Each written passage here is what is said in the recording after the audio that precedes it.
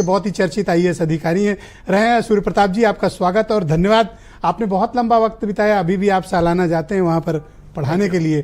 तो आप मुझे अमेरिका के अनुभव बताइए और ट्रंप के जीतने के कारणों को आप किस तरह से देखते हैं? देखिए, ट्रंप को आप अविनाश जी, आपको जब जाना हो आप केवल हैंड रेस कर दीजिएगा सर। उनकी right, please go ahead Surya Pratap जी।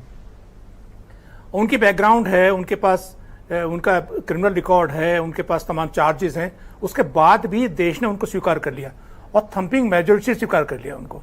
ये एक फैक्ट है। अब यह है कि वो कैसे आए, ये मुद्दा है। इसमें डेमोक्रेट्स की फेल्योर्स है। आवाज आ रही है आपको? परफेक्ट आ रही, गो अहेड सर।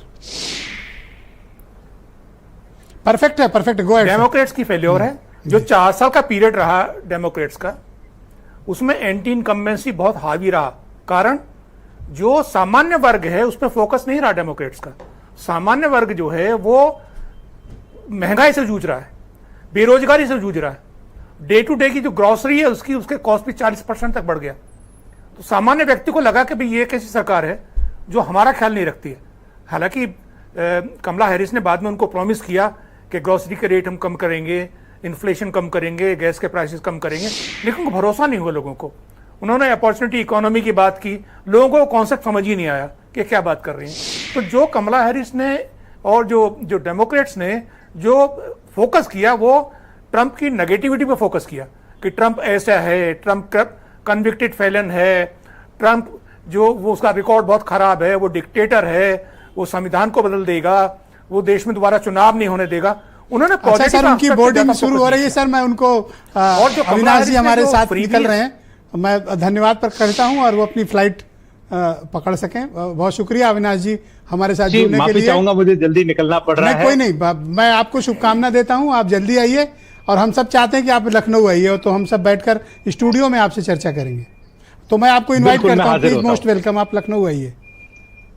मैं हाजिर होता हूं सर। बहुत बहुत धन्यवाद आपका, बहुत शुक्रिया, बहुत बहुत धन्यवाद। सूर्य प्रताप जी, गो अहेड प्लीज। मैं कह रहा था कि देखिए, ट्रंप की जो जीत है वो कमला की हार भी है। कमला हैरिस ने जो 4 साल, कमला हैरिस का मतलब बाइडेन कमला हैरिस, वो कमला हैरिस अपने को बाइडेन से अलग नहीं कर पाई। एग्जैक्टली। तो उनका जो 4 साल का पीरियड रहा, लोगों की जो अपेक्षाएं थी, जो ट्रंप का पहला कार्यकाल था उससे बेहतर करने की अपेक्षाएं थी, लेकिन उससे बेहतर नहीं कर पाए। कई कारण रहे उसके, जैसे 2 साल का कोरोना पीरियड रहा, इन्फ्लेशन 20% तक पहुंच गई। उसके बाद उन्होंने मेकअप किया और लेकिन उसके बाद खाली 2 ही साल बचा था। लेकिन 2 साल में वो ना तो देश की इंफ्रास्ट्रक्चर को ठीक कर पाए। आप देखिए, जो बड़े बड़े शहर हैं, डेट्रॉइट जाइए, न्यूयॉर्क जाइए, डीसी जाइए, सड़कों की हालत खस्ता है वहां पे। अब अन्य देशों में देखिए, दुबई में देख लीजिए, मिडिल ईस्ट में देखिए, यूरोप के कुछ देशों में देखिए जाके, मॉस्को में देखिए कि रोड्स की हालत कितनी अच्छी है। लेकिन अमेरिका में इंफ्रास्ट्रक्चर चौपट होता चला जा रहा है। ये सब महसूस करते हैं इसको भुनाया ट्रंप ने कहा देखिए ये रोजगार नहीं दे पाए, महंगाई बहुत बढ़ गई, ये इमिग्रेंट्स को जो इलीगल इमिग्रेशन है उसको रोक नहीं पाए। 10 लाख लोगों को इन्होंने ग्रीन कार्ड दे दिया और 11 लाख लोग इलीगल इमिग्रेंट्स उस देश में आ गए।